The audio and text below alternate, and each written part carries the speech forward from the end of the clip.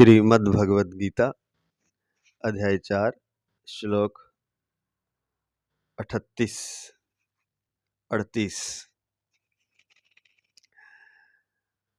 नाहि ज्ञानेन सदृशं पवित्रमिह विद्यते तत्स्वयं योग संसिद्धः कालेनात्मनि विन्दति। इस मनुष्य लोक में ज्ञान के समान पवित्र करने वाला निस्संदेह दूसरा कोई साधन नहीं, दूसरा कोई साधन नहीं है जिसका योग भली भांति सिद्ध हो गया है। वह कर्मयोगी उस तत्व ज्ञान को अवश्य ही स्वयं अपने आप में पा लेता है। व्याख्या करने जा रहे हैं। पहले इस श्लोक का संबंध अब भगवान आगे के श्लोक के पूर्वार्ध में अर्थात इस श्लोक में तत्व ज्ञान की महिमा बताते हुए उत्तरार्ध में कर्मयोग की विशेष महत्ता प्रकट करते हैं।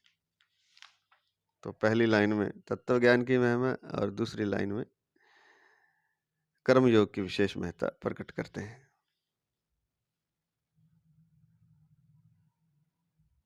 व्याख्या करने जा रहे हैं। परम श्रद्धेय प्रातः स्मरणीय प्रातः वंदनीय भगवत तत्व प्राप्त महापुरुष महाराज श्री स्वामी राम सुखदास जी महाराज, उनके ग्रंथ साधक संजीवनी से व्याख्या।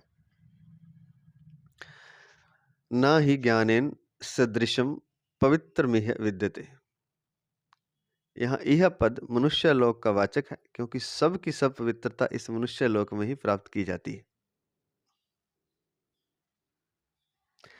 पवित्रता प्राप्त करने का अधिकार और अवसर मनुष्य शरीर में ही है, ऐसा अधिकार किसी अन्य शरीर में नहीं है।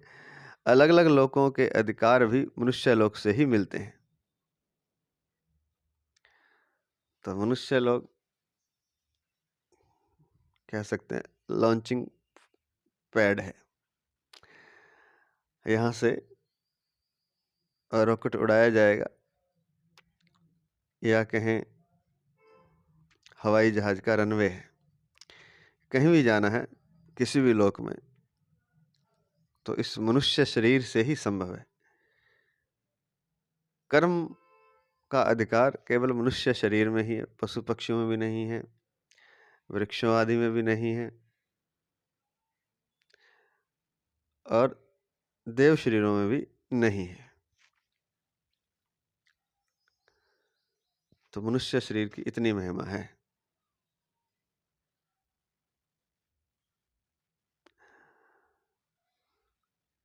सुर दुर्लभ सब ग्रंथनि गावा।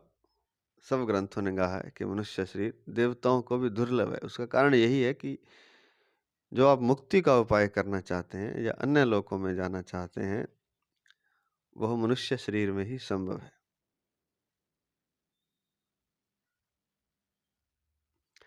संसार की स्वतंत्र सत्ता को मानने से तथा उससे सुख लेने की इच्छा से ही संपूर्ण दोष पाप उत्पन्न होते हैं। कल भी बताया था कि हमें लगता है कि संसार स्वतंत्र है, बल्कि संसार भी परमात्मा के अधीन है। तो जब हम संसार को स्वतंत्र मानते हैं तो परमात्मा का हमें ख्याल नहीं आता कि परमात्मा के इशारे से ही संसार चल रहा है, नंबर एक। दूसरा, उससे सुख लेने की इच्छा, संसार से संसार के भोग भोगने की इच्छा, शब्द स्पर्श रस रूप गंध से सुख लेने की इच्छा, ये संसार से ही सुख लेने की इच्छा है।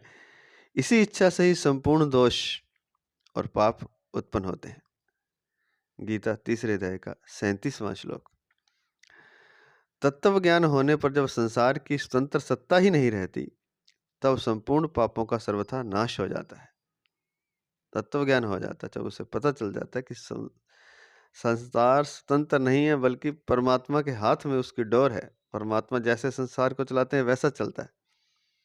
इसलिए हमें उससे सुख मिल नहीं सकता, क्योंकि वो हमारे हिसाब से संसार नहीं चल रहा है। तो तत्व ज्ञान होने पर जब संसार की स्वतंत्र सत्ता ही नहीं रहती, तब संपूर्ण पापों का सर्वथा नाश हो जाता है। और महान पवित्रता आ जाती है। इसलिए संसार में ज्ञान के समान पवित्र करने वाला दूसरा कोई साधन है ही नहीं।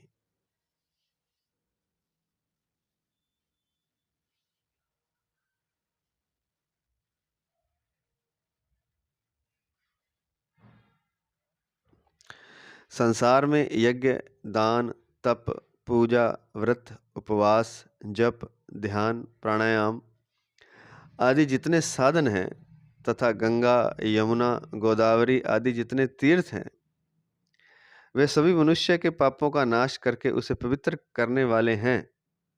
परंतु उन सब में भी तत्व ज्ञान के समान पवित्र करने वाला कोई भी साधन, तीर्थ आदि नहीं है, क्योंकि वे सब तत्व ज्ञान के साधन हैं और तत्व ज्ञान उन सब का साध्य है।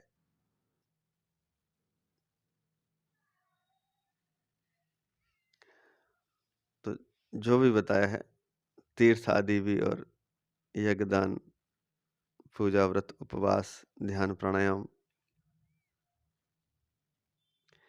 इनसे पवित्र होता है मनुष्य, पापों का नाश होता है। परंतु सब में भी तत्व ज्ञान के समान पवित्र करने वाला कोई भी साधन नहीं है। ये सब साधन है, क्योंकि तत्व ज्ञान साध्य है और ये सब साधन है तत्व ज्ञान के। अतः जिस वस्तु को प्राप्त करना है वो तत्व ज्ञान ही है। इसलिए तत्व ज्ञान के समान पवित्र करने वाला कोई भी साधन नहीं है, चाहे वो प्राणायाम है, चाहे यज्ञ, दान, तप, पूजा, व्रत, उपवास, जप, ध्यान है, चाहे गंगा, यमुना, गोदावरी आदि पवित्र नदियों के किनारे बने हुए तीर्थ हैं। नदियां ही अपने आप में तीर्थ हैं। परमात्मा पवित्रों के भी पवित्र हैं। पवित्राणाम पवित्रम विष्णु सहस्त्र नाम 10 में दिया है। परमात्मा पवित्रों के भी पवित्र हैं। उन्हीं परम पवित्र परमात्मा का अनुभव करने वाला होने से तत्व ज्ञान भी अत्यंत पवित्र है। योग संसिद्धा पद जिसका कर्म योग सिद्ध हो गया है,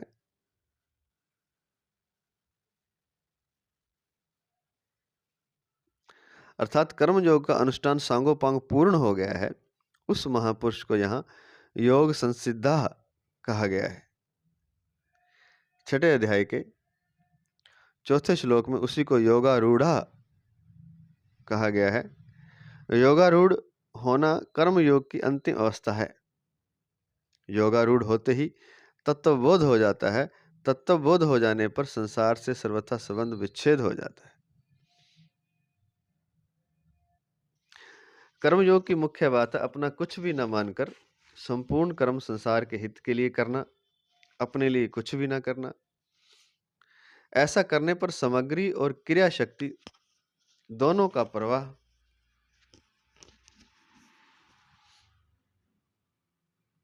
संसार की सेवा में हो जाता है। संसार की सेवा में प्रवाह होने पर मैं सेवक हूं ऐसा अहम का भाव भी नहीं रहता, अर्थात सेवक नहीं रहता, केवल सेवा रह जाती है। इस प्रकार जब सेवक सेवा बनकर सेव्य में लीन हो जाता है, तब प्रकृति के कार्य, शरीर तथा संसार से सर्वथा वियोग हो जाता है, अर्थात संबंध विच्छेद हो जाता है।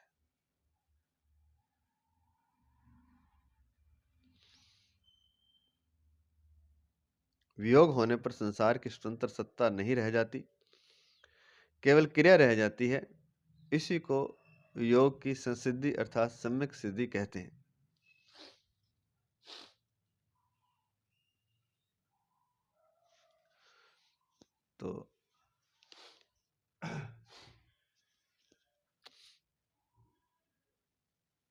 तो संसार के हित में सब कुछ करना, कर्म, अपने लिए कुछ ना करना। ऐसा करने पर सामग्री और क्रिया शक्ति दोनों का प्रवाह संसार की सेवा में हो जाता है। जो हमारे पास सामग्री है, धन, पदार्थ आदि, और जो हमारे पास क्रिया शक्ति है, क्रिया करने की शक्ति है, तो दोनों का प्रवाह संसार की सेवा में हो जाता है। संसार की सेवा में होने पर मैं सेवक हूं ऐसा अहम भी नहीं रहता, अर्थात सेवक नहीं रहता, केवल सेवा रह जाती है, सेवा की जो क्रिया है। इस प्रकार जब सेवक सेवा बनकर सेवा रह जाती है केवल, और सेवा जो है वो सेव्य में लीन हो जाता है। सेवक सेवा बन करके सेवा सेव्य में लीन हो जाती है, जिसकी सेवा की जा रही है अर्थात परमात्मा। तब प्रकृति के कार्य तथा संसार से सर्वथा संबंध विच्छेद हो जाता है। चूंकि सेवक जो था वो सेवा बनकर सेव्य में लीन हो गया, तो एकमात्र भगवान ही बचे, सेव्य ही बचा। प्रकृति के कार्य शरीर तथा संसार से वियोग हो जाता है, संबंध विच्छेद हो जाता है, अपने आप ही हो जाएगा। वियोग होने पर संसार की स्वतंत्र सत्ता नहीं रह जाती, केवल क्रिया रह जाती। क्रिया क्या? सेवा, जो कि सेव्य में लीन हो चुकी है, या कहें कि परमात्मा ही बचता है। तो संसार की स्वतंत्र सत्ता नहीं रह जाती, केवल क्रिया रह जाती है। इसी को योग की संसिद्धि अर्थात सम्यक सिद्धि कहते हैं।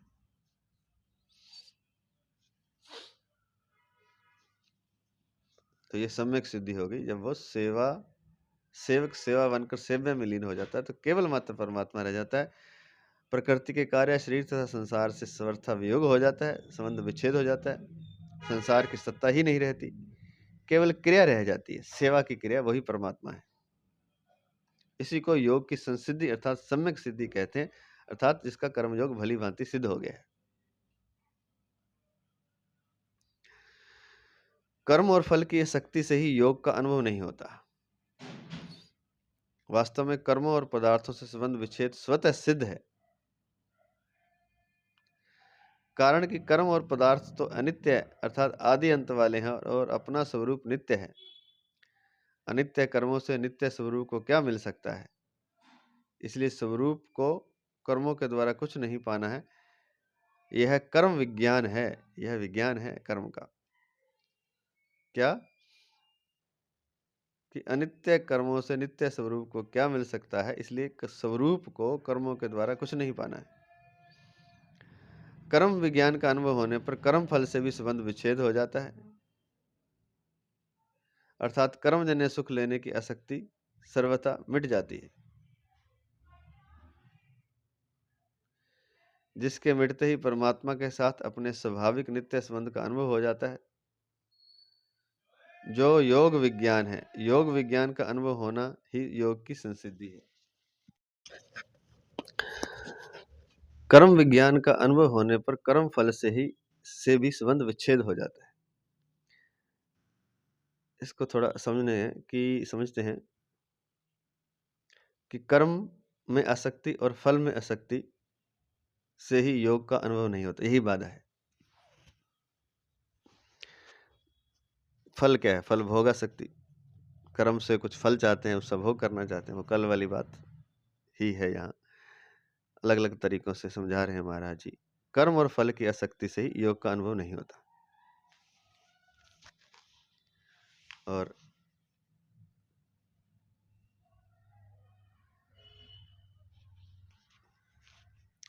कल लिखा था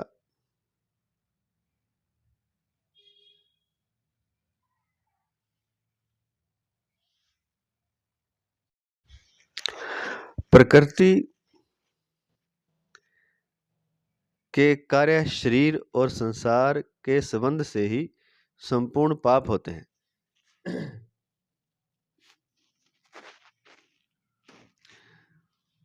अर्थात शरीर और संसार के संबंध से ही संपूर्ण पाप होते हैं। और यहाँ लिखा है कि कर्म और फल की आसक्ति से ही योग का अनुभव नहीं होता। और शरीर संसार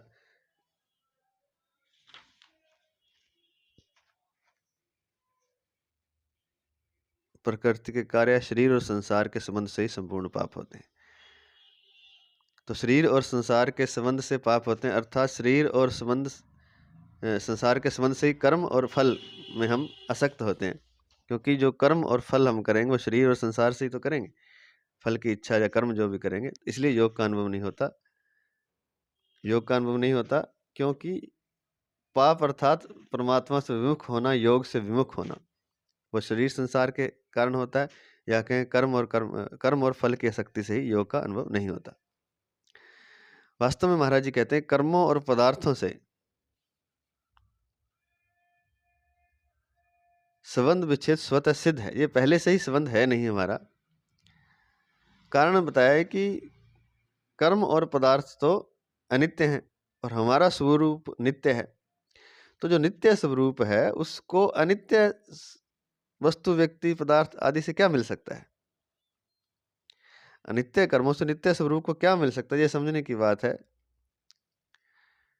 उत्पत्ति विनाशशील जो आदि अंत वाले अनित्य कर्म और पदार्थ हैं, उससे तो अपना स्वरूप नित्य है, और अनित्य कर्मों से नित्य स्वरूप को मिल क्या सकता है? इसलिए ये बात अगर हमें समझ में आ जाए कि जो संसार है वो अनित्य है, उसके द्वारा हमारे नित्य स्वरूप को कुछ नहीं मिल सकता, क्योंकि नित्य स्वरूप पहले से ही परिपूर्ण है। इसलिए स्वरूप को कर्मों के द्वारा कुछ नहीं पाना है, यह कर्म विज्ञान है। ये हमें समझ में आना चाहिए पहले, तभी तो हम संसार की इच्छा का त्याग करेंगे ना। पहले ये समझ में आना चाहिए कि हमारे स्वरूप को कर्मों के द्वारा कुछ नहीं पाना, क्योंकि वो एक तो नित्य है। नित्य अर्थात वो सच्चित आनंद है, वो अपने आप में पूर्ण है। कर्म और फल से उसको क्या मिल सकता है? अनित्य से नित्य को क्या मिल सकता है? बल्कि जो अनित्य है वो नित्य से शक्ति पा रहा है।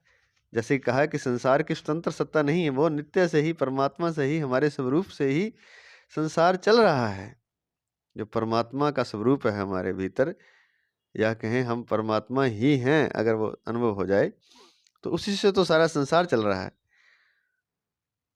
हम उल्टा सोचते हैं कि अनित्य से नित्य को कुछ देना चाहते हैं, बल्कि है ये कि नित्य से ही अनित्य चल रहा है, अर्थात संसार की स्वतंत्र सत्ता नहीं है, वह परमात्मा की सत्ता से ही सत्ता पाए हुए है। जैसे स्वप्न की स्वतंत्र सत्ता नहीं होती, वह मनुष्य से ही सत्ता पाए हुए है। मनुष्य विचार करता है नींद में, तो वह स्वप्न सत्ता पाता है। वो सत्ता मनुष्य के बिना नहीं हो सकती। इसलिए स्वरूप को कर्मों के द्वारा कुछ नहीं पाना, यह कर्म विज्ञान है। यह इसको समझना पड़ेगा। समझ कब आएगा? जब हमें पता चले कि हम सच्चित आनंद पहले से ही हैं, हमें किसी आनंद की बाहर से आवश्यकता नहीं है। कर्म और पदार्थ हमें कुछ नहीं दे सकते।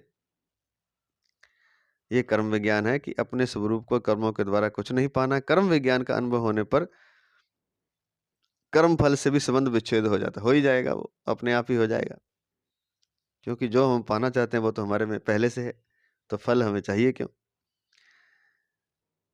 अर्थात कर्मजन्य सुख लेने की आसक्ति सर्वथा मिट जाती है, वो मिट ही जाएगी। कर्मों से सुख क्यों लेंगे जब हमारे भीतर पहले से सुख है? हम पहले से सच्चित आनंद है, हम पहले से नित्य हैं। अर्थात कर्मजन्य सुख लेने की आसक्ति सर्वथा मिट जाती है, जिसके मिटते ही परमात्मा के साथ अपने स्वाभाविक नित्य संबंध का अनुभव हो जाता है।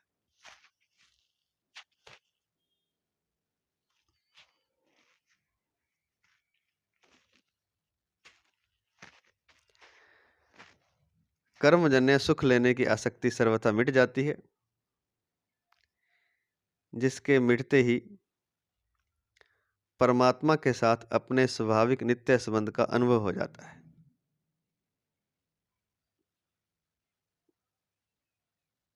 वो मिट जाएगी, अपने आप ही मिट जाएगी, सर्वथा मिट जाती है, जिसके मिटते ही, और वो मिट जाएगी जब, तो परमात्मा के साथ अपने स्वाभाविक नित्य संबंध का अनुभव हो जाता है। योग विज्ञान है, जो योग विज्ञान है। योग विज्ञान का अनुभव होना ही योग की संसिद्धि है। तो पहले तो विवेक द्वारा समझना होगा, और विवेक द्वारा जब वो समझ जाएगा कि मैं सच्चित आनंद हूँ, मेरा स्वरूप नित्य है, अनित्य वस्तुओं की, व्यक्तियों की, पदार्थ की, कर्म की आवश्यकता नहीं है, ना किसी फल की आवश्यकता है, तो कर्मजन्य सुख जो संसार से लेना चाहते हैं, वो उसकी आसक्ति सर्वथा मिट जाएगी। तो उसके मिटते ही विवेक पूर्ण हो जाएगा, अर्थात परमात्मा के साथ अपने स्वाभाविक नित्य संबंध का अनुभव हो जाएगा। इसी को यहाँ योग विज्ञान कहा गया है। योग विज्ञान का अनुभव होना ही योग की संसिद्धि है, और उसका अनुभव हो जाना अर्थात परमात्मा के साथ अपने स्वाभाविक नित्य संबंध का अनुभव हो जाना योग विज्ञान का योग विज्ञान अर्थात योग की संसिद्धि है, जिसको योग संसिद्धि पद से यहाँ कहा गया है। अगला पद, तत्स्वयं कालेनात्मनि विन्दति। जिस तत्व ज्ञान से संपूर्ण कर्म भस्म हो जाते हैं और जिसके समान पवित्र करने वाला संसार में दूसरा कोई साधन नहीं है,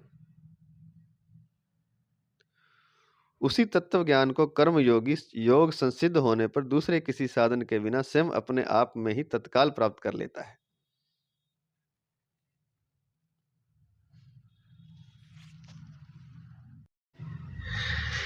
जिस तत्व ज्ञान से संपूर्ण कर्म भस्म हो जाते हैं, तत्स्वयं कालेनात्मनि विन्दति, अर्थात जिस तत्व ज्ञान से संपूर्ण कर्म भस्म हो जाते हैं और जिसके समान पवित्र करने वाला संसार में दूसरा कोई नहीं है, उसी तत्व ज्ञान को कर्मयोगी योग संसिद्ध होने पर दूसरे किसी साधन के बिना स्वयं अपने आप में ही तत्काल प्राप्त कर लेता है।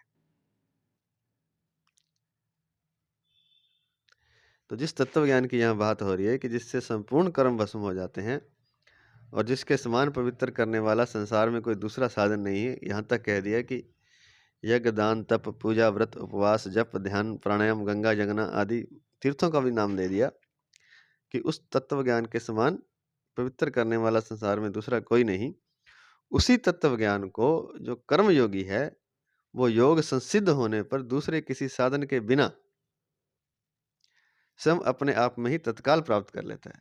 तो कर्मयोगी जो पीछे बताया है कैसे करेगा वो, कि हम मेरे स्वरूप को जो नित्य स्वरूप है अनित्य कर्मों से क्या मिल सकता है, और ऐसा करने से कर्म फल से उसका संबंध विच्छेद हो जाएगा और कर्मजन्य सुख की आसक्ति मिट जाएगी, और जिसके मिटते ही परमात्मा के साथ अपने स्वाभाविक नित्य संबंध का अनुभव हो जाएगा। यह योग विज्ञान है। योग विज्ञान का अनुभव होना योग की संसिद्धि है।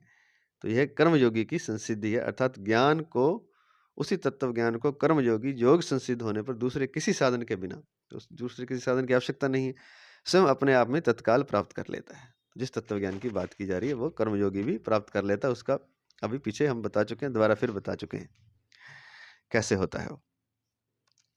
34वें श्लोक में भगवान ने बताया था कि प्रचलित प्रणाली के अनुसार कर्मों का त्याग करके गुरु के पास जाने पर वे तत्व ज्ञान का उपदेश देंगे। उपदेक्ष्यन्ति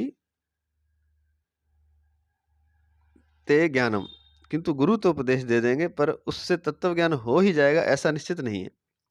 फिर भी भगवान यहाँ बताते हैं कि कर्म योग की प्रणाली से कर्म करने वाले मनुष्य को योग संसिद्धि मिल जाने पर तत्व ज्ञान हो ही जाता है। तो जो कर्म योग से चलेगा, जब उसको योग संसिद्धि प्राप्त हो जाएगी तब तत्व ज्ञान भी हो जाएगा। उपयुक्त पदों में आया कालेन पद विशेष ध्यान देने योग्य है। कालेन का तात्पर्य अवश्य ही। भगवान ने व्याकरण की दृष्टि से कालेन पद तृतीया में प्रयुक्त करके यह बताया है कि कर्म योगी योग से अवश्य ही तत्व ज्ञान अथवा परमात्मा तत्व का अनुभव हो जाता है। स्टार लिख के नीचे दिया है कालेन। इस शब्द में काला ध्वनोरत्यंत संयोगे पाणिनि सूत्र 2-3-5 में आया है। इससे प्राप्त द्वितीय विभक्ति का निषेध करके अपवर्गे तृतीया, वही 2-3-6 पाणिनि सूत्र, इसमें तृतीय विभक्ति हुई है। तृतीय विभक्ति वही होती है जहां अवश्य फल प्राप्ति का अर्थात कार्य अवश्य सिद्ध होने का द्योतन होता है, परंतु यहाँ द्वितीय विभक्ति होती है, वहां अवश्य फल प्राप्ति का द्योतन नहीं होता। जैसे मासम अधीते पद द्वितीय में प्रयुक्त होता है, तो इसका अर्थ है कि एक मास में भी पूरा ना पढ़ सका, परंतु यही पद यदि मासेन अधीते इस प्रकार तृतीय में प्रयुक्त होता है तो इसका अर्थ है कि एक मास में पूरा पढ़ लिया। इसी प्रकार भगवान ने यहाँ द्वितीय में कालम पद न दे करके तृतीया में तृतीय विभक्ति में कालेन पद दिया है, जिससे यह अर्थ निकलता है कि कर्म योग से अवश्य फल प्राप्ति अर्थात सिद्धि होती है।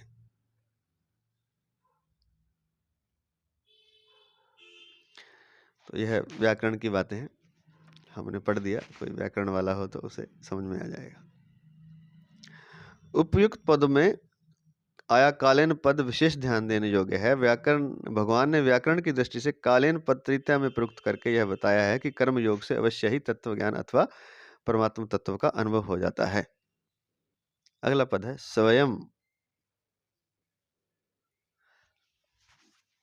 पद देने का तात्पर्य है कि तत्व ज्ञान प्राप्त करने के लिए कर्म योगी को किसी गुरु की, ग्रंथ की या दूसरे किसी साधन की अपेक्षा नहीं है। कर्म योग की विधि से कर्तव्य कर्म करते हुए उसे अपने आप तत्व ज्ञान प्राप्त हो जाएगा। यह भी बहुत शानदार बात लिखी है। लिखा है ना, स्वयं आत्मनि विन्दति तत्स्वयं योग संसिद्धः कालेनात्मनि विन्दति। जिसका योग भली भांति सिद्ध हो गया है वह कर्मयोगी उस तत्व ज्ञान की अवश्य ही स्वयं अपने आप में पा लेता है। स्वयं अपने आप में पा लेता है। तो स्वयं ही, इसलिए ना तो किसी यहाँ गुरु की आवश्यकता बताइए, ना किसी ग्रंथ की, ना किसी दूसरे साधन की। तो इतना समझ में आ जाए कि कर्म योग की विधि से कर्तव्य कर्म करते हुए ही उसे अपने आप तत्व ज्ञान प्राप्त हो जाएगा। वो कर्म योग की विधि क्या है वो बता चुके हैं। दूसरों के हित के लिए कर्म करना, बस एक ही सूत्र है। अपने लिए कुछ ना करना, अपने लिए मुझे कुछ नहीं चाहिए और मुझे अपने लिए कुछ पाना नहीं है, कुछ चाहिए नहीं, कुछ करना भी नहीं है। तो फिर किसके लिए करना? फिर दूसरों के लिए करना। बस यही कर्मयोग है, इसी से उसको सब कुछ सिद्ध हो जाएगा। ना किसी गुरु की आवश्यकता, ना ग्रंथ की, ना किसी अन्य साधन की। अगला पद है आत्मनि विन्दति। पदों का तात्पर्य है कि तत्व ज्ञान को प्राप्त करने के लिए कर्म योगी को किसी दूसरी जगह जाने की जरूरत नहीं है, अपने आप में पा लेता। आत्मनि विन्दति, कर्म योग सिद्ध होने पर उसे अपने आप में ही स्वतः सिद्ध तत्व ज्ञान का अनुभव हो जाता है। कर्म योग सिद्ध हो जाएगा तो अंदर ही, उसके भीतर ही, अपने आप में ही स्वतः सिद्ध जो तत्व ज्ञान है उसका अनुभव हो जाएगा। परमात्मा सब जगह परिपूर्ण होने से अपने में भी है। जहाँ साधक मैं हूँ रूप से अपने आप को मानता है, वहीं परमात्मा विराजमान है, परंतु परमात्मा से विमुख होकर संसार से अपना संबंध मान लेने के कारण अपने आप में स्थित परमात्मा का अनुभव नहीं होता। जब हम कहते हैं मैं हूँ, तो मैं जब कह रहे तो मैं परमात्मा को के कारण ही कह रहे हैं हम। परमात्मा ना हो तो निकल जाए जब हमारे भीतर से, तो शरीर फिर कैसे कहेगा कि मैं हूँ? तो वही बात कह रहे हैं कि परमात्मा सब जगह परिपूर्ण होने से अपने में भी है। जब साधक मैं हूँ रूप से अपने आप को मानता है, वहीं परमात्मा विराजमान है, परंतु परमात्मा से विमुख होकर संसार से अपना संबंध मान लेने के कारण अपने आप में स्थित परमात्मा का अनुभव नहीं होता। परंतु परमात्मा से विमुख होकर संसार से अपना संबंध मान लेने के कारण अपने आप में स्थित परमात्मा का अनुभव नहीं होता।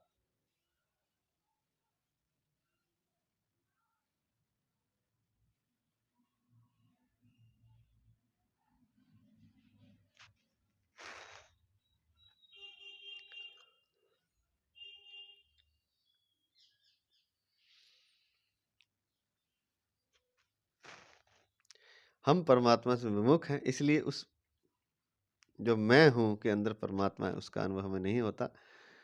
संसार से हम संबंध, हमारा ध्यान संसार की तरफ है। मुख्य बात ये है, संसार से संबंध मान लेने के कारण अपने आप में स्थित परमात्मा का अनुभव नहीं होता। कर्म योग का ठीक ठीक अनुष्ठान करने से जब संसार से सर्वथा संबंध विच्छेद हो जाता है, अर्थात संसार से तादात्म्य, ममता और कामना मिट जाती है, तब उसे अपने आप में ही तत्व का सुखपूर्वक अनुभव हो जाता है। निर्द्वंदो निर्द्वंदो ही महाबाहो सुखम बंधात प्रमुच्यते। गीता 5वें अध्याय का 3रा श्लोक। परमात्म तत्व का ज्ञान कर्ण निरपेक्ष है, इसलिए उसका अनुभव अपने आप से ही हो सकता है, इंद्रियां, मन, बुद्धि आदि करणों से नहीं। किसी साधन से नहीं होगा, इंद्रियों से भी नहीं होगा, मन से भी नहीं होगा, बुद्धि से ही नहीं होगा। क्योंकि परमात्मा तत्व का जो ज्ञान है कर्ण निरपेक्ष है, बिना किसी कारण के, बिना किसी साधन के होता है। तो इंद्रिय मन बुद्धि आदि साधनों से भी नहीं होता, आदि कारणों से नहीं होगा। जो विवेक है वही अपने आप को ही जान लेता है। साधक किसी भी उपाय से तत्व को जानने का प्रयत्न क्यों न करे, पर अंत में वह अपने आप से ही तत्व को जानेगा।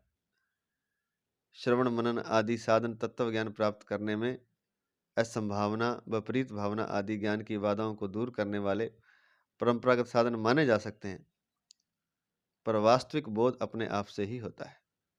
श्रवण मनन आदि बताया है, पीछे 12 यज्ञ बताए हैं जिनसे कि परमात्मा की प्राप्ति होती है। साधन रूप 12 यज्ञ हैं जिनमें श्रवण मनन निधि ध्यासन आदि है। तो ये आदि साधन तत्व ज्ञान प्राप्त करने में असंभावना, विपरीत भावना आदि जो ज्ञान की बात है उनको दूर करने में परंपरागत साधन माने जा सकते हैं। जो भगवान को प्राप्त करने की संभावना नहीं है, अर्थात असंभावना है, उसको श्रवण मनन आदि से आप समाप्त कर सकते हैं। या विपरीत भावना है, उसको आप, विपरीत भावना बताई थी कि विपरीत भावना को मिटाना ही निधि ध्यासन है। वो ये है कि परमात्मा सत्य है, संसार असत्य है, यह सही भावना है। और हम सोचते हैं कि संसार सच है और परमात्मा असत्य है, परमात्मा नहीं है अर्थात। तो इस विपरीत भावना आदि ज्ञान की बाधाओं को दूर करने वाले, या कहें अज्ञान की बाधाओं को दूर करने वाले परंपरागत साधन माने जा सकते हैं। ज्ञान की जो ज्ञान प्राप्त करने में जो बाधाएं आ रही हैं उनको श्रवण मनन निधि ध्यासन आदि से दूर कर सकते हैं। पर जो वास्तविक बोध है वो अपने आप से ही होता है। वो बाधा दूर हो सकती है लेकिन बोध अपने आप से ही होगा। कारण कि मन बुद्धि आदि सब जड़ है, मन भी जड़ है, बुद्धि भी जड़ है। यह भी पत्थर ही है एक तरह से, जैसे पत्थर होता है, मतलब है तो पत्थर से तो बहुत चेतन है, लेकिन फिर भी परमात्मा की दृष्टि से सब कुछ जड़ है। ये जड़ के द्वारा उस चिन्मय तत्व को कैसे जाना जा सकता है जो जड़ से सर्वथा अतीत है, और जड़ से सर्वथा अलग है, उसको जड़ से कैसे जाना जा सकता है। वास्तव में तत्व का अनुभव जड़ के संबंध विच्छेद से होता है, जड़ के द्वारा नहीं। जड़ से जब हमारा संबंध विच्छेद हो जाएगा तब होगा, जड़ के द्वारा नहीं होगा, अर्थात इंद्रिय मन बुद्धि आदि से नहीं होगा। जैसे आंखों से संसार को तो देखा जा सकता है, पर आंखों से आंखों को नहीं देखा जा सकता, परंतु यह कहा जा सकता है कि जिससे देखते हैं वही आंख है। इसी प्रकार जो सबको जानने वाला है उसे किसी के द्वारा जाना जा सकता है। विज्ञातार मरे केन विजानियात, वृद्धारण्यक उपनिषद 2:4-14 में आया है, प्रश्नवाचक चिन्ह। अर्थात उसे किसके द्वारा जाना जा सकता है? जो सबको जानने वाला है, प्रश्नवाचक। उसे किसी के द्वारा नहीं जाना, उसे स्वयं ही स्वयं के द्वारा जाना जाता है। परंतु जिससे संपूर्ण वस्तुओं का ज्ञान होता है वही परमात्मा तत्व है, उसे स्वयं ही स्वयं के द्वारा जाना जाता है, अपने आप से ही उसका बोध होता है। कारण कि मन बुद्धि आदि सब जड़ है, उनसे नहीं होता। अंत में विशेष बात,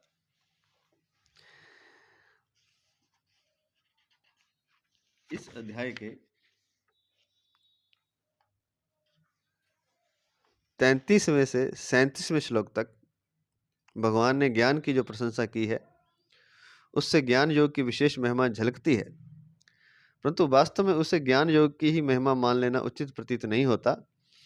गहरा विचार करें तो इसमें अर्जुन के प्रति भगवान का एक गूढ़ अभिप्राय प्रतीत होता है कि जो तत्व ज्ञान इतना महान और पवित्र है तथा जिस ज्ञान को प्राप्त करने के लिए मैं तुझे तत्वदर्शी महापुरुष के पास जाने की आज्ञा दे रहा हूँ, उस ज्ञान को तू स्वयं कर्मयोग के द्वारा अवश्य में प्राप्त कर सकता है।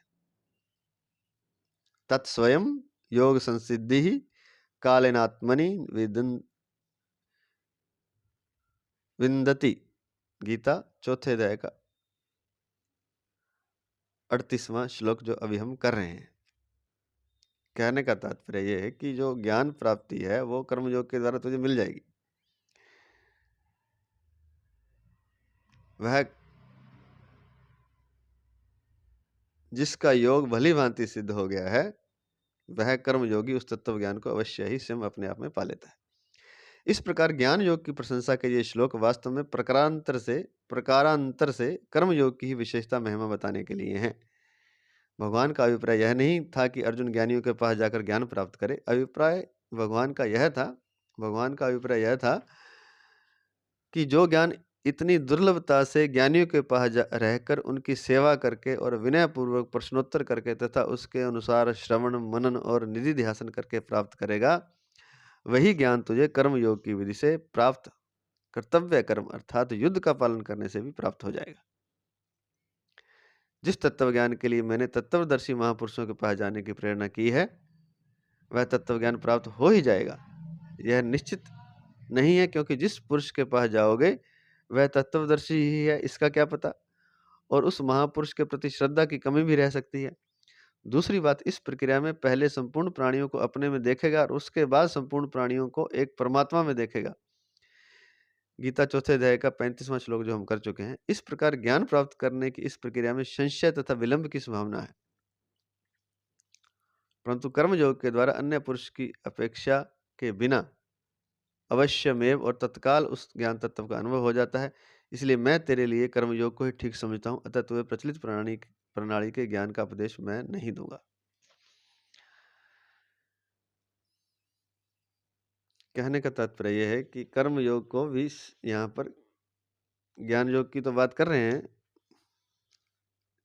33वें से 37वें श्लोक तक, पर प्रकारांतर से कहते हैं कि कर्मयोग की विशेषता और महिमा ही बता रहे हैं। तो भगवान का यह अभिप्राय नहीं कि वो ज्ञानियों के पास जाए, तरीका बता दिए कि ऐसे करके भी ज्ञान प्राप्त होता है, लेकिन अर्जुन को नहीं वो कह रहे कि बता रहे हैं, लेकिन जाने के लिए उनका मन नहीं है कि अर्जुन चला जाए ज्ञान प्राप्त करने के लिए। अर्जुन को तो वो यही कह रहे हैं कि तू युद्ध कर। भगवान का अभिप्राय यह था कि जो ज्ञान इतनी दुर्लभता से ज्ञानियों के पास रहकर उनकी सेवा करके और विनयपूर्वक प्रश्नोत्तर करके तथा उनके अनुसार श्रवण मनन और निधि ध्यासन करके प्राप्त करेगा, वही ज्ञान तुझे कर्म योग की विधि से कर्तव्य का पालन करने से ही प्राप्त हो जाएगा। अर्थात जो तेरा कर्म है युद्ध, उसी को करने से ही तुझे प्राप्त हो जाएगा, कहीं जाने की जरूरत नहीं, जल्दी ही प्राप्त हो जाएगा। कारण कि जिस तत्व ज्ञान के लिए मैंने तत्वदर्शी महापुरुष के पास जाने की प्रेरणा की है, वह तत्व ज्ञान प्राप्त हो ही जाएगा, यह निश्चित नहीं है। क्यों नहीं निश्चित? क्योंकि पहली बात तो यह कि जिस तत्वदर्शी महापुरुष के पास जाओगे, इसका क्या पता कि वो तत्वदर्शी है या नहीं, और अगर है तो उसके प्रति श्रद्धा में अगर कमी रहेगी तो फिर भी नहीं होगा। श्रद्धा भी पूरी चाहिए साधक की, तत्वदर्शी होने के बाद भी। दूसरी बात, इस प्रक्रिया बड़ी लंबी है। इस प्रक्रिया में पहले संपूर्ण प्राणियों को अपने में देखेगा, साधना करेगा, प्राणायाम करेगा, सेवा करेगा, आज्ञा मानेगा, संपूर्ण प्राणियों को अपने में देखेगा, उसके बाद संपूर्ण प्राणियों को एक परमात्मा तत्व में देखेगा। इस प्रकार ज्ञान प्राप्त करने की इस प्रक्रिया में संशय है तथा विलंब की संभावना है, परंतु भगवान कहते हैं कर्म योग के द्वारा अन्य पुरुष की अपेक्षा के बिना, किसी अन्य पुरुष की अपेक्षा नहीं, किसी गुरु की आवश्यकता, किसी साधन की अपेक्षा नहीं, अवश्य मेव और तत्काल, अवश्य ही मिल जाएगा, तत्व ज्ञान हो जाएगा और तत्काल हो जाएगा, किसी अन्य पुरुष के बिना। इसलिए मैं तेरे लिए कर्म योग को ही ठीक समझता हूँ, अतः तुझे प्रचलित प्रणाली के ज्ञान का उपदेश मैं नहीं दूंगा। बता दिया, लेकिन मैं नहीं देना चाहता। मैंने तो बता दिया, लेकिन मैं तेरे लिए कर्म योग को ही ठीक समझता हूँ, क्योंकि इससे अवश्य में मिलेगा और तत्काल मिलेगा तत्व ज्ञान का अनुभव, तत्व ज्ञान में स्थिति। भगवान तो महापुरुषों के भी महापुरुष हैं, अतः वे अर्जुन को किसी दूसरे महापुरुष के पास जाकर ज्ञान सीखने के लिए कैसे कह सकते हैं? तो अगर जिस महापुरुष की बात कर रहे हैं भगवान, तत्वज्ञानी महापुरुष, तो उन तत्वज्ञानी महापुरुषों को जो ज्ञान मिला वो मिला तो परमात्मा से ही है, और वो स्वयं भगवान श्री कृष्ण है। तो फिर दूसरे के पास जाने की तो आवश्यकता नहीं है, क्योंकि वे तो ज्ञानियों के भी ज्ञानी है, महापुरुषों के भी महापुरुष हैं। अतः वे अर्जुन को किसी दूसरे महापुरुष के पास जाकर ज्ञान सीखने के लिए कैसे कह सकते हैं? ये हम लोगों के लिए, साधकों के लिए, या अन्य लोग जो सुनेंगे उनके लिए बता दिया कि ऐसे भी होता है, ऐसे भी साधना होती है, और जो प्रचलित परंपरा है भी, गुरु के पास जब जाते हैं तो ऐसा ही करते हैं, आज्ञा पालन करते हैं और इस तरह की प्रक्रिया से गुजरते हैं। लेकिन अर्जुन के लिए भगवान ऐसा नहीं कह रहे हैं।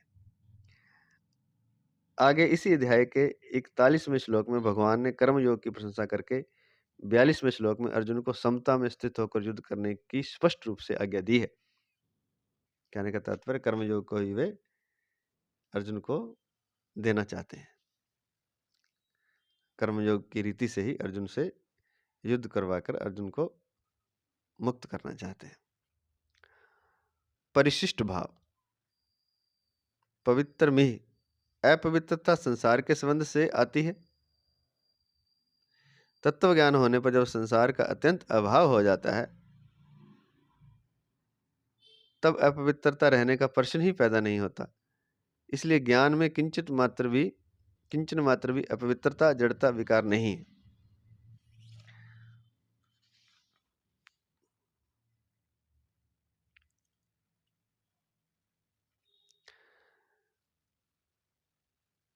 पवित्र करने वाला निस्संदेह दूसरा कोई साधन नहीं, पवित्र में है।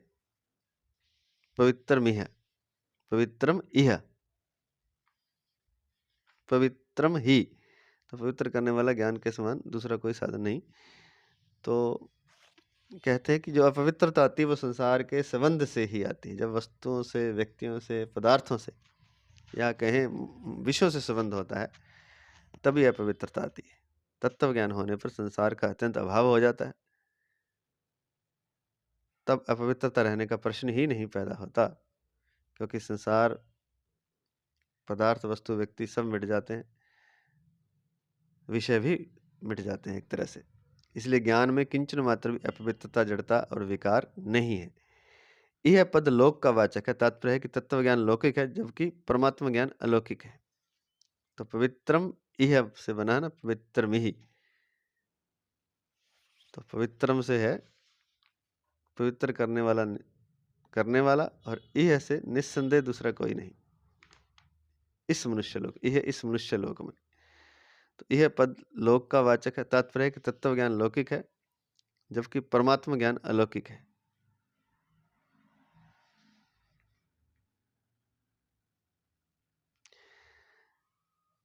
तो परमात्मा ज्ञान तो अलौकिक है, तत्व ज्ञान लौकिक है। इस मनुष्य लोक में ज्ञान के समान पवित्र करने वाला निस्संदेह दूसरा कोई साधन नहीं है। ना ही ज्ञानन सदृश्यम पवित्रम ही विद्यते।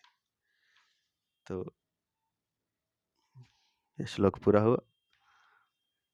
अगला श्लोक, श्लोक नंबर 39, संबंध। अब भगवान आगे के श्लोक में ज्ञान प्राप्ति के पात्र का निरूपण करते हैं। पात्र कौन है ज्ञान प्राप्ति का? श्रद्धावान लभते ज्ञानम तत्परः संयेतेन्द्रियः ज्ञानम लब्ध्वा पराम शांतिम चिरेणाधिगच्छति। जो जितेंद्रिय तथा साधन परायण है ऐसा श्रद्धावान मनुष्य ज्ञान को प्राप्त होता है और ज्ञान को प्राप्त होकर वह तत्काल परम शांति को प्राप्त हो जाता है। श्लोक नंबर 39, व्याख्या। तत्परः संयतेन्द्रियः, संयतेन्द्रियः। इस श्लोक में श्रद्धावान पुरुष को ज्ञान प्राप्त करने होने की बात आई है।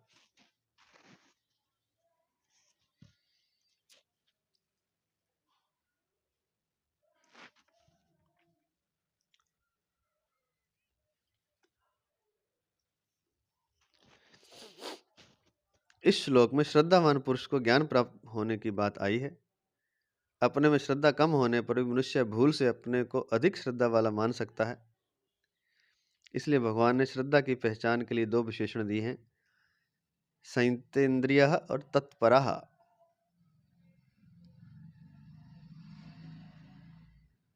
अपने आप को हम मान सकते हैं कि हम बहुत श्रद्धा वाले हैं, क्योंकि इस श्लोक में लिखा है कि श्रद्धावान लभ्यते ज्ञानम, श्रद्धावान को ही ज्ञान प्राप्त होता है। तो दो शब्द यहाँ दे दिए पहचानने के लिए कि श्रद्धा कितनी है। संयतेन्द्रियः और तत्परः। जिसकी इंद्रियां पूर्णतः वश में है वह संयतेन्द्रिय है, और जो अपने साधन में तत्परता पूर्व लगा हुआ है वह तत्परा है। साधन में तत्परता की कसौटी है इंद्रियों का संयत होना।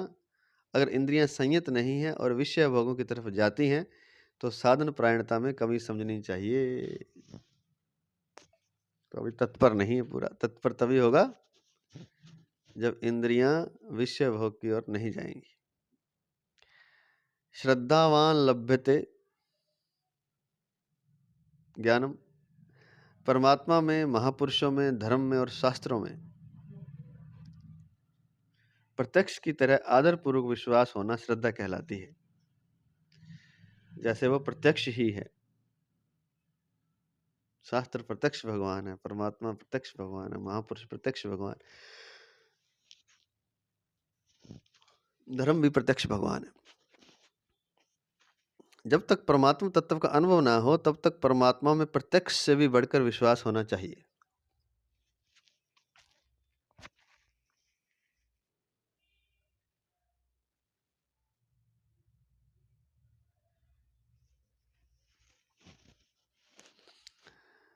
जब तक परमात्मा तत्व का अनुभव ना हो तब तक परमात्मा में प्रत्यक्ष से भी बढ़कर विश्वास होना चाहिए। वास्तव में परमात्मा से देश काल आदि की दूरी नहीं है, यह भी केवल मानी हुई दूरी है।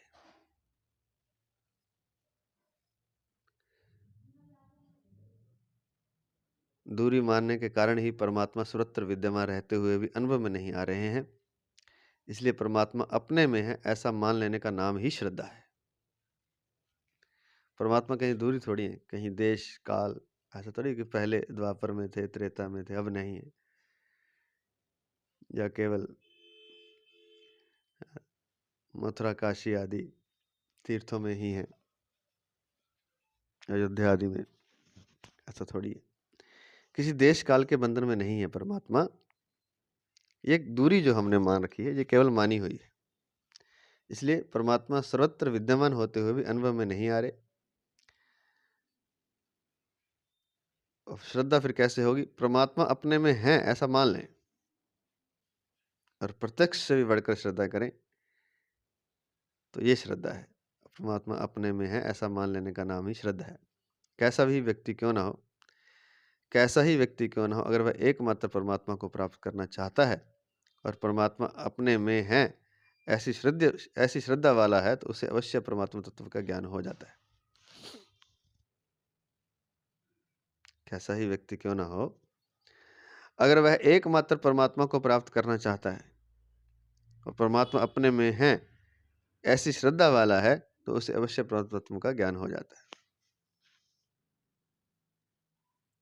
संसार प्रतिक्षण ही जा रहा है, एक क्षण भी टिकता नहीं। उसकी स्वतंत्र सत्ता है ही नहीं, केवल परमात्मा की सत्ता से ही वह सत्तावान दिख रहा है। इस तरह संसार की स्वतंत्र सत्ता को ना मानकर एक परमात्मा की सत्ता को ही मानना श्रद्धा है। ऐसी श्रद्धा होने पर तत्काल ज्ञान हो जाता है।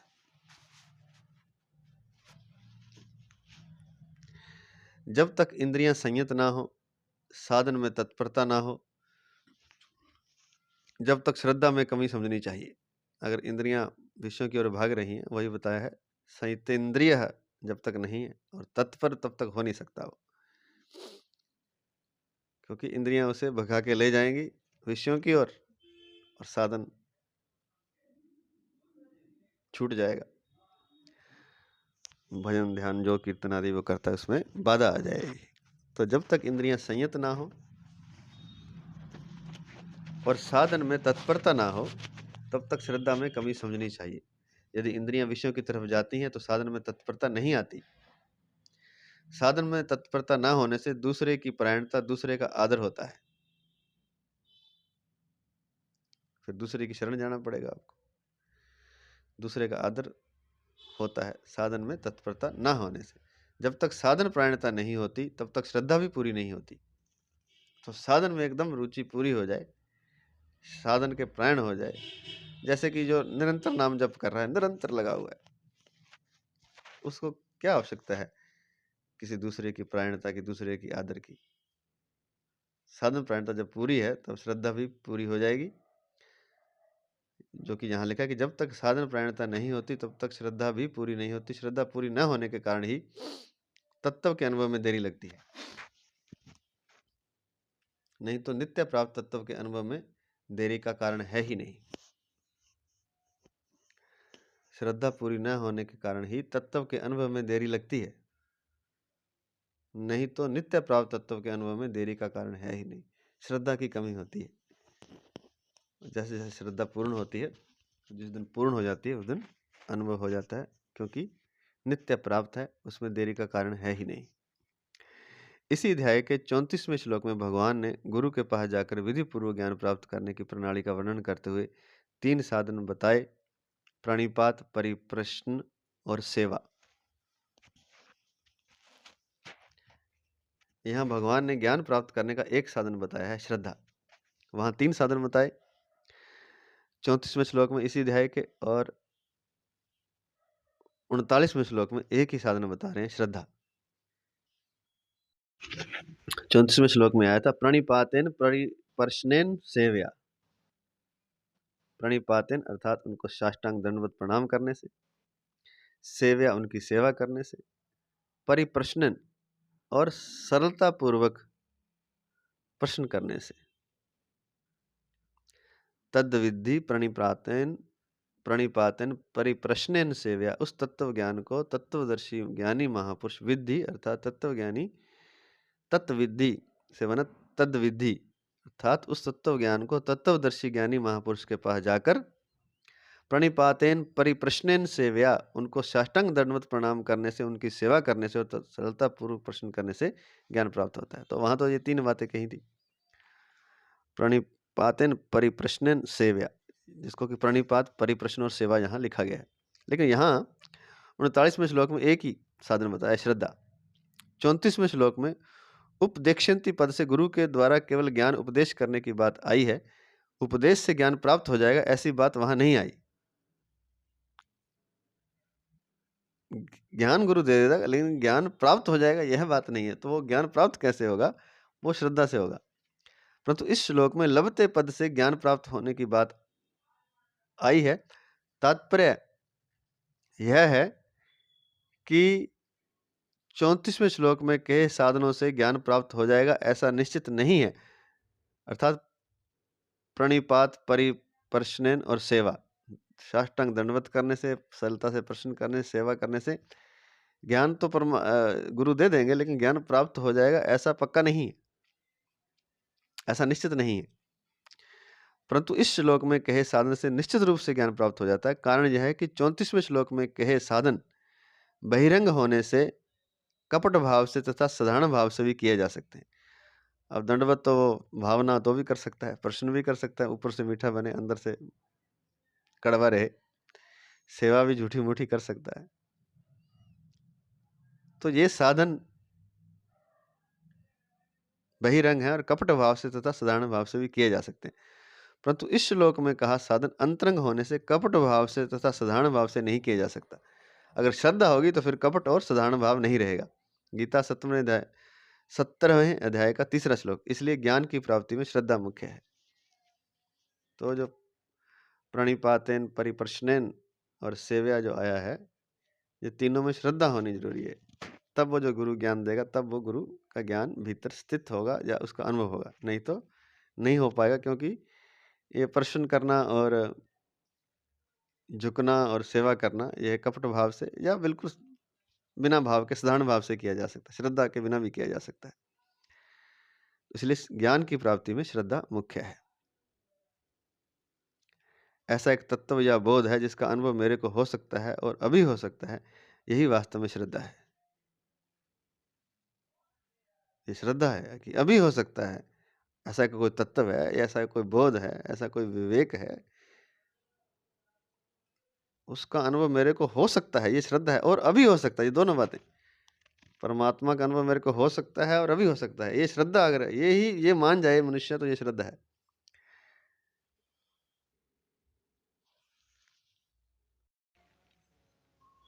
तो ऐसा एक तत्व या बोध है जिसका अनुभव मेरे को हो सकता है और अभी हो सकता है, यही वास्तव में श्रद्धा है। तत्व भी विद्यमान है, मैं भी विद्यमान हूं और तत्व का अनुभव करना भी चाहता हूं, फिर देरी किस बात की? परमात्मा का तत्व तो विद्यमान है ही, मैं भी हूं, और अगर मैं तत्व का अनुभव भी करना चाहता हूं, फिर देरी किस बात की? इसलिए अगर ये दृढ़ हो जाए कि तत्व का अनुभव मेरे को हो सकता है और अभी हो सकता है, फिर देरी नहीं है, क्योंकि तत्व विद्यमान है, मैं विद्यमान हूं। देरी सिर्फ इस बात की होती है कि अनुभव करना नहीं चाहता। अगर वो दृढ़ता से अनुभव करना चाहता है और सोच ले कि अभी हो जाएगा, तो अभी हो सकता है।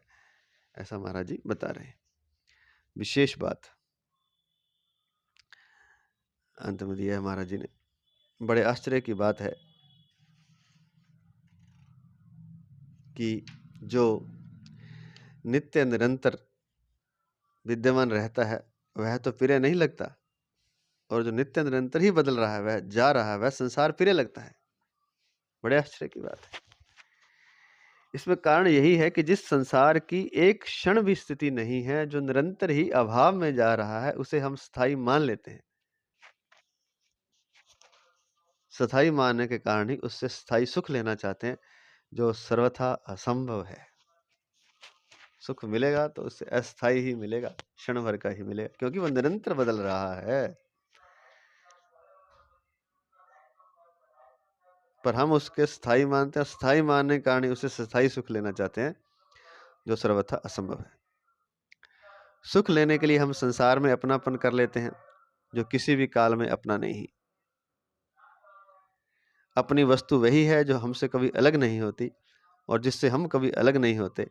यदि संसार अपना होता तो प्रत्येक परिस्थिति हमारे साथ रहती, परंतु न तो परिस्थिति हमारे साथ रहती है और न ही हम परिस्थिति के साथ रहते हैं, इसलिए वह अपनी है ही नहीं। जिन अंतःकरण और इंद्रियों से हम संसार को देखते हैं, उन्हें भी हम भूल से अपनी मान लेते हैं, परंतु इन पर भी हमारा कोई अधिकार नहीं चलता। अंतःकरण और इंद्रियों सहित संपूर्ण संसार प्रलय की ओर जा रहा है, उसकी स्थिति है ही नहीं। संसार की प्रतीति मात्र होती है, इसलिए इसकी प्राप्ति कभी हो ही नहीं सकती, क्योंकि संसार तो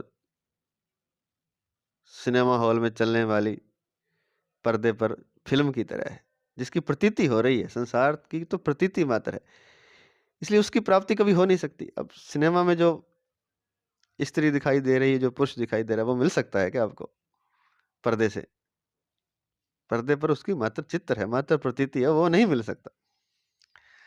ये कह रहे हैं कि संसार की प्रतीति मात्र होती है, इसलिए उसकी प्राप्ति कभी हो ही नहीं सकती। संसार अपने स्वरूप तक पहुंच ही नहीं सकता, पर स्वरूप सब जगह सत्ता रूप से विद्यमान रहता है। पर जो स्वरूप है वो सब जगह, क्योंकि सत्ता उसी की है, उसी की सत्ता से ही जगत भासता है, जगत प्रतीत होता है।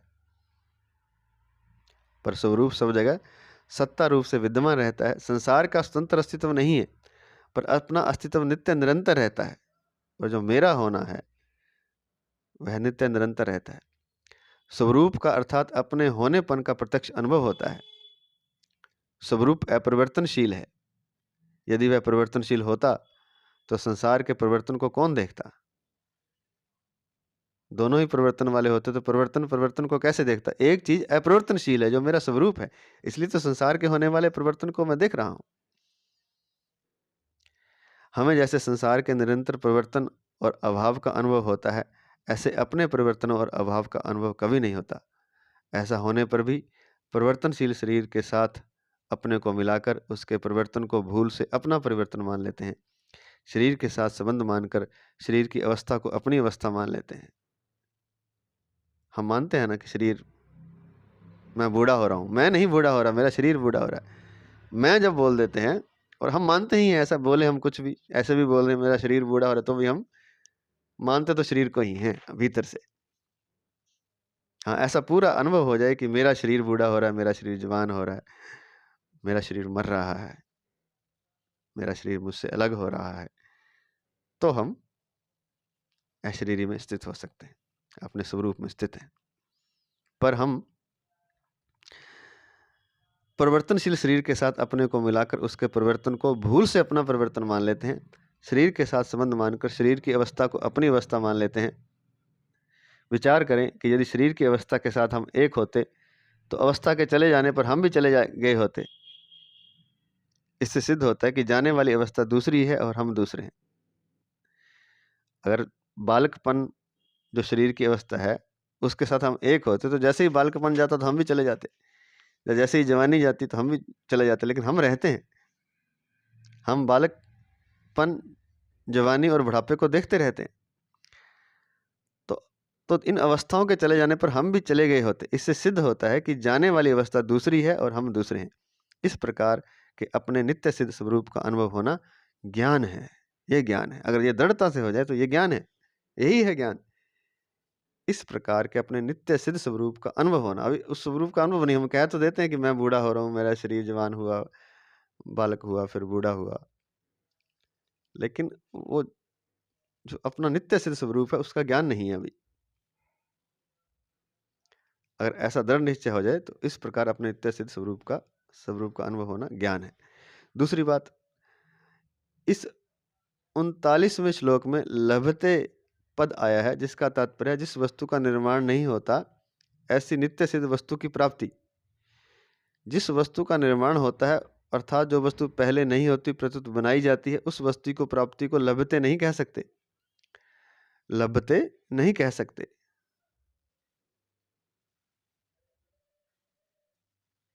कारण कि जो वस्तु पहले नहीं थी तथा बाद में भी नहीं रहेगी, ऐसी वस्तु की प्रतीति तो होती है पर प्राप्ति नहीं होती। प्रतीत होने वाली वस्तु को प्राप्त मान लेना अपने विवेक का सर्वथा अनादर है।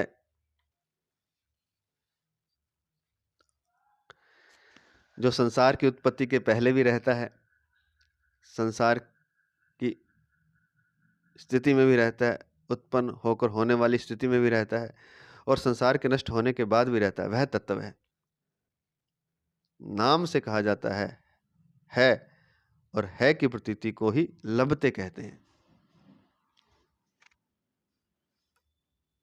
दोबारा से सुन लें। जो संसार की उत्पत्ति के पहले भी रहता है, संसार की स्थिति में भी रहता है, और संसार के नष्ट होने के बाद भी रहता है, वह तत्व है।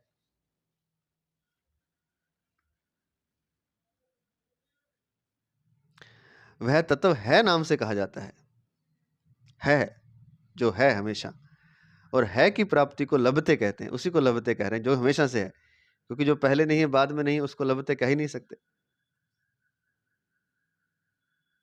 अगर उसको ऐसा मानते हैं तो अपने विवेक का अनादर करना है। परंतु जो वस्तु उत्पन्न होने से पहले भी नहीं थी और नष्ट होने के बाद भी नहीं रहेगी तथा बीच में भी निरंतर नाश की ओर जा रही है, वह वस्तु नहीं नाम से कही जाती है।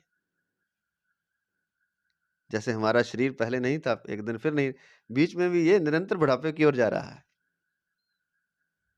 तो ये वस्तु है नहीं, इसको नहीं नाम से कहा जाता है। नहीं की प्रतीति होती है, प्राप्ति नहीं। प्रतीति हो सकती है नहीं की, प्राप्ति नहीं हो सकती, क्योंकि ये तो खत्म हो जाएगा एक दिन, और खत्म होता ही जा रहा है, तो प्राप्ति कैसे हो जाएगी? प्रतीति होती है। बहुत सुंदर बात है, बड़ा टेक्निकल पॉइंट है, तार्किक बुद्धि के लिए बहुत ही जरूरी है, समझने वाला है। नहीं की प्रतीति होती है, प्राप्ति नहीं। जो है वह तो है ही, और जो नहीं है वह है ही नहीं। जो है वो तो है ही ना, परमात्मा तो हमेशा से है, वो है।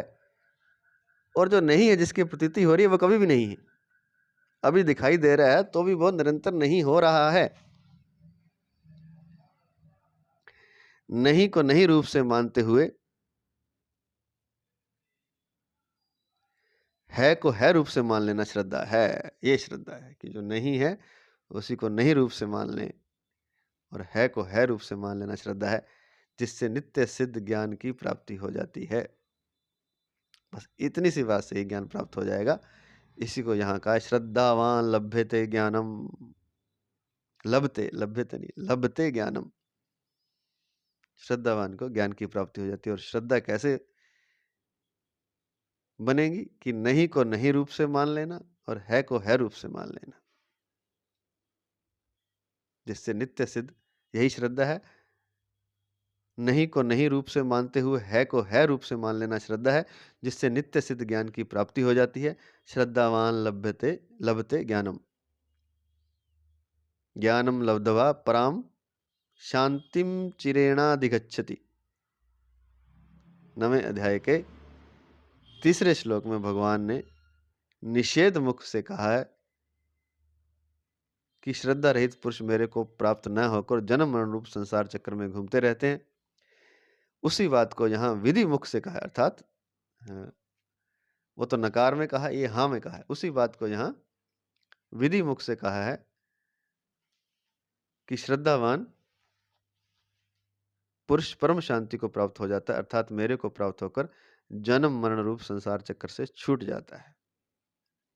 ज्ञानम लब्ध्वा पराम शांतिम चिरेणाधिगच्छति।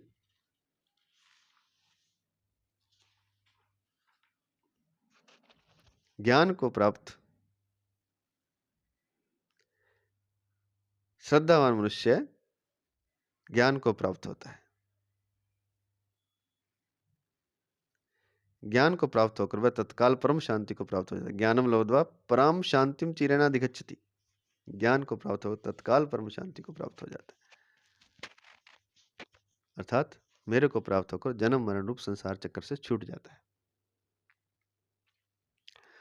परम शांति का तत्काल अनुभव न होने का कारण है जो वस्तु अपने आप में है उसको अपने आप में न ढूंढकर बाहर दूसरी जगह ढूंढना। परम शांति प्राणी मात्र में स्वतः सिद्ध है, परंतु मनुष्य परम शांति स्वरूप परमात्मा से तो विमुख हो जाता है और संसारिक वस्तुओं में शांति ढूंढता है। इसलिए अनेक जन्मों तक शांति की खोज में भटकते रहने पर भी उसे शांति नहीं मिलती। उत्पत्ति विनाशशील वस्तुओं में शांति मिल ही कैसे सकती है। तत्व ज्ञान का अनुभव होने पर जब दुख रूप संसार से सर्वथा संबंध विच्छेद हो जाता है तब स्वतः सिद्ध परम शांति का तत्काल अनुभव हो जाता है। संसार कैसा है, सुख रूप है या दुख रूप है? संसार सुख रूप हमें दिखाई देता है और हम सुख लेना चाहते हैं और यही हमारी भूल है। ये बार बार हम भूल करते हैं, लेकिन यहाँ साफ साफ लिखा है कि तत्व ज्ञान का अनुभव होने पर जब दुख रूप संसार से सर्वथा संबंध विच्छेद हो जाता है। ये दुख रूप संसार है